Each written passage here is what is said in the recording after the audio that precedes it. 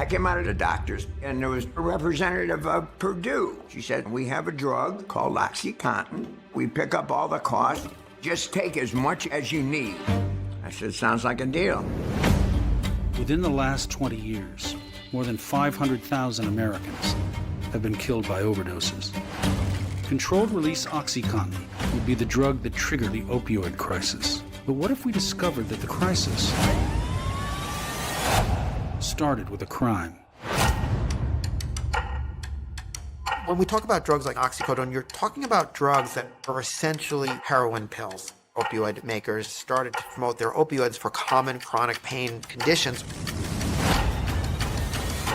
Purdue didn't have any evidence that the drug was safe, so the company obtained the help of a medical officer at FDA. This is the first time I've ever seen this. This isn't just unethical. I think this could be illegal. Hundreds and hundreds of sales reps go out and meet with doctors and say, the FDA approved this. Big Pharma celebrated its marketing muscle, using parties to lure doctors to write scripts. This was a new drug cartel. There were drug dealers wearing suits and lab coats. Basically, here's some money, write some scripts. Yes, I'm looking at this and I'm going, clearly we're breaking the law.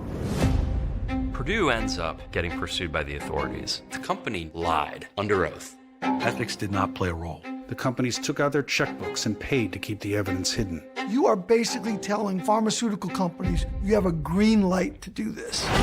It explains how America got hooked on opioids. Doctors willing to be paid to prescribe the drug, those are the people that are going to get you promoted and eventually put you in prison. The abuse exploded and spread like cancer. When you're in that much pain and you're addicted to such a high dose, you're a trap rat. When the companies didn't like that they were being held accountable, they decided to change the statute.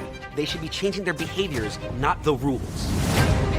People were dying by the tens of thousands, and their own representatives are basically selling them down the river.